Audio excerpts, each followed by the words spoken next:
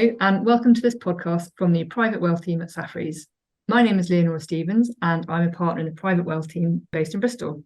Delighted to be joined today virtually by Mike Hodges, who's the head of Private Wealth at Safaris, and Mike is based in Manchester. Hi, Mike. Hi, Leo. Today, we are covering a topic that may not be the most uplifting of topics, in particular, as this is going to come out around the Christmas time. But it will cover death and tax planning, plus any top tips to consider. So, of course, historically, we have covered other planning ideas in previous podcasts. For example, tax on giving assets or cash to your children, setting up trusts and the tax and practical implications of doing so. But in this podcast, we're focusing on a few things that you may want to consider if you want to ensure you're leaving your paperwork in order for your executors, or if you want to consider a few practical points that can be of use or help should the day come of your passing. Death is a topic that people don't often want to talk about. And part of our job is to ensure that people think through the eventualities so that once they have gone, they can ensure that their wealth is passed on in the way that they wish. Of course, some people are of the opinion that what happens when they die won't be their problem, whereas others want to ensure that all eventualities are planned for. And as it's often said, there are two certainties in life, death and taxes. So, Mike, if you had one thing that people should think about when considering death, what would be your top tip? It would have to be, Leo, an up-to-date will. And just by way of background, I was executor for my father-in-law who passed away beginning of last year, and have just been speaking this morning to my father, who is 95, bless him, and has just redone his will. So it is an up-to-date will that does what you want it to do. And it's amazing how many people don't think about wills, even though, as you've said, one of the two certainties is death. And it's not just about the kind of things that you and I will talk about. It's about peace of mind and comfort for the individual. I think that's the key. It's not all about tax and wealth. And then the other thing, I guess, for lifetime situations, to make sure everything is catered for. And again, I'm seeing my father at the weekend to collect his, and we'll sign it all up, is a power of attorney. And there are the two powers of attorney for financial and health affairs. And you can do them fairly simply online. And it's one of those where the government says at the end, feedback, is it good, bad, or indifferent? It's a really good online system. If you're half organized, you can get it done fairly simply even. And you want to know that everything's sorted, as I say, and you're not leaving your family to sort things out without a will.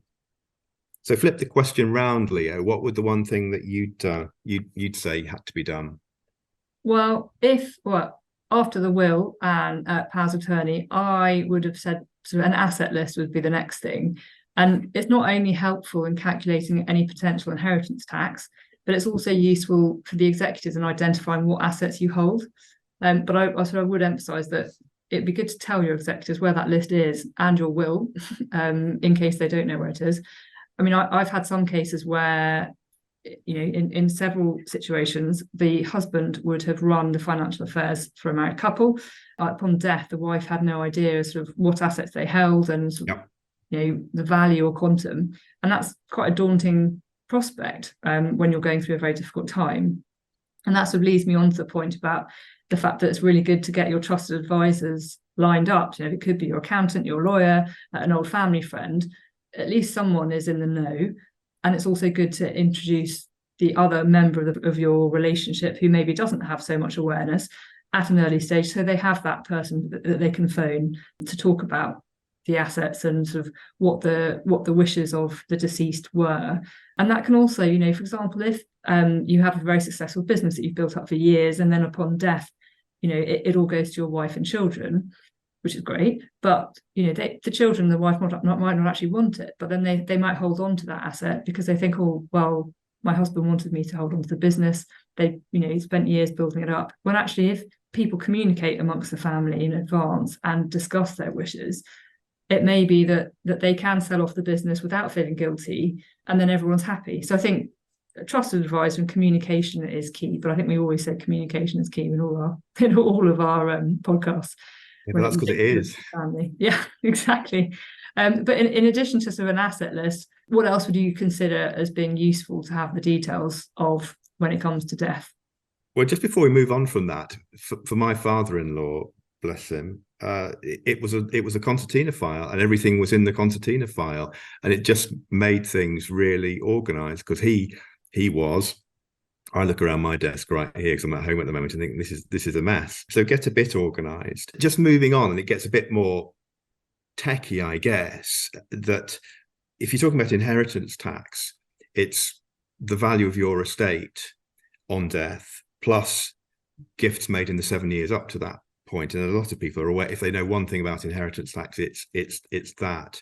And then it's that combined value that you say, right, the first £325,000 for everyone is exempt from inheritance tax. But then the question is, well, how will your executors know what's happened in the 7 years? So there's a bit of record keeping to be done, which again, put in your concertina file, physical or literal, have on a spreadsheet, have somewhere. It doesn't need more formality than that. I was with some people this morning, and they said, well, if we make a gift, do we need to have it formally recorded by a lawyer?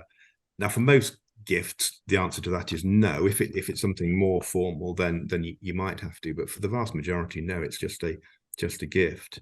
But it's that record keeping. And just to complete, we've talked about 325,000 being the nil rate band. So no inheritance tax up to that point. You then get into the massively complicated area of the residence nil rate band, which we'll say very little about because that could be a half-hour lecture all of itself, other than it's up to £175,000 if you're leaving your house, or you've lived in a house and you've downsized or moved it on in some way down through the generations. So that's a potential £500,000 per individual. So £1 million in the case of a married couple. I think there's also something else to consider, is that if for example, your spouse is sort of terminally ill and sort of nearing the end date, people often think, well, is there anything I can do now?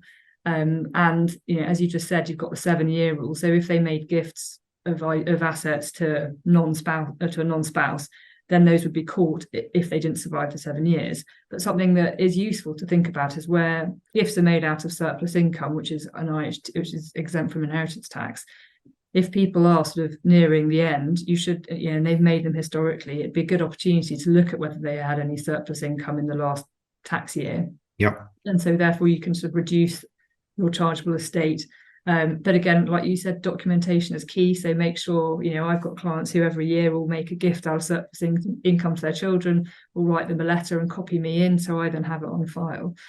So those are the things that that's a sort of a little additional freebie that you can think about before death. But have you got any tips, sort of top tips on what to do when someone actually dies with reference to notifying the various authorities? Well, the practicalities were really interesting because, as I say, I was finding out March, April of last year.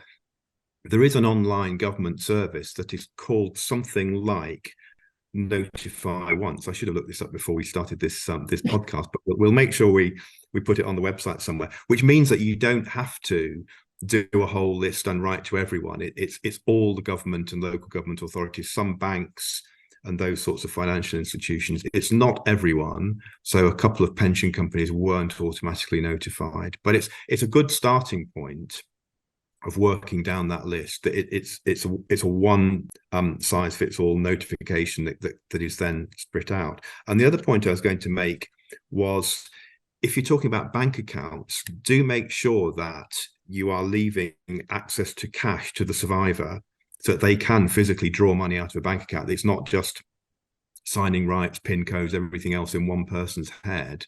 So as a practical sense, before you've got grants of probate and all of those formalities, you want to have the survivor being able to access cash in a day-to-day sense. So that's kind of practical tips from experience.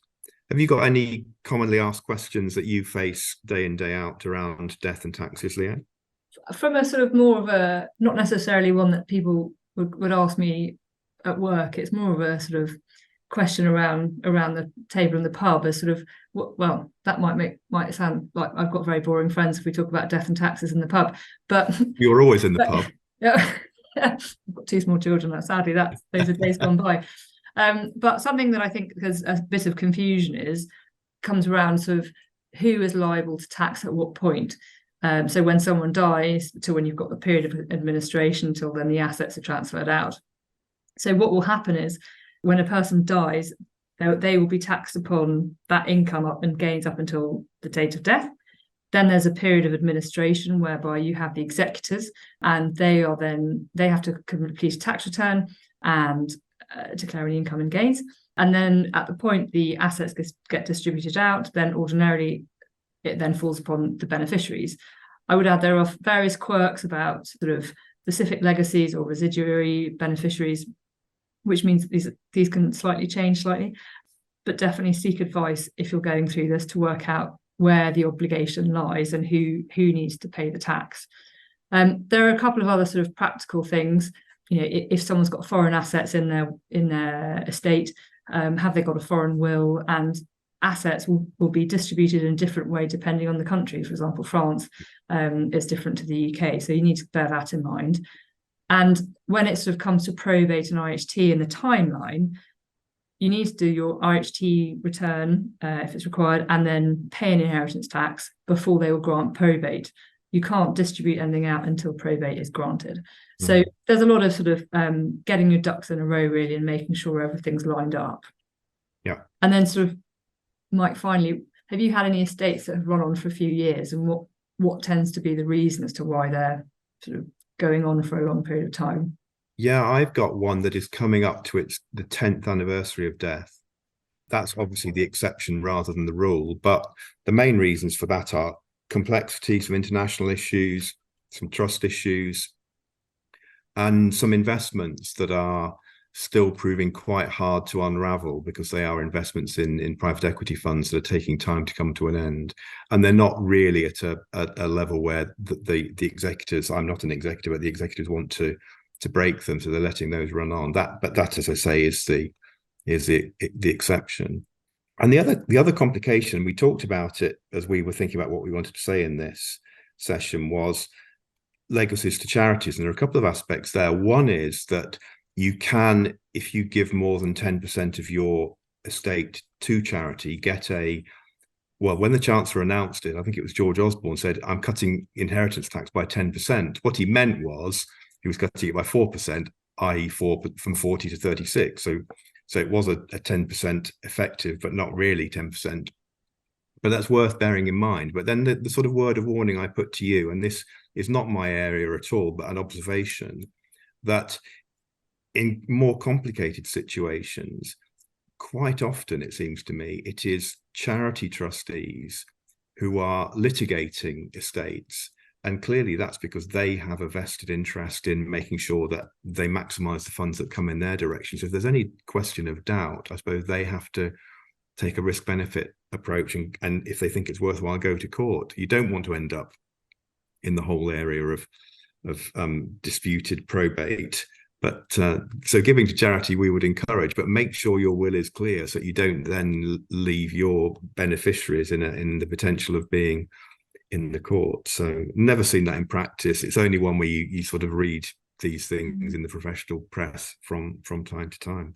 And that's actually reminded me that the other thing we discussed about, obviously the benefit of leaving part of your estate to charity is the inheritance tax saving. But I know a lot of law firms do offer they do sort of campaigns where they'll write your will for you if you leave a certain amount in your will to a specific charity. So where I am at the moment, one law firm is running that campaign for our local hospital. Right.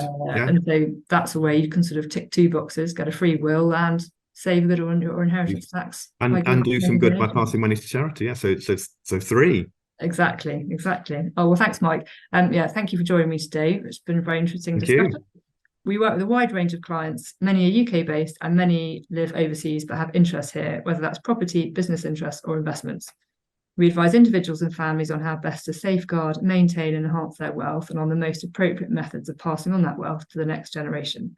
We also help people comply with the tax rules in the UK, which can be complex. If you'd like to find out more about the tax implications pre and post death, please head over to the Safri's website at www.safri.com, where we have a fact sheet explaining more about the technical ins and outs. However, it is important for me to stress that if you're considering any of the topics discussed today, you must always take professional advice based on your individual circumstances. Thank you for listening.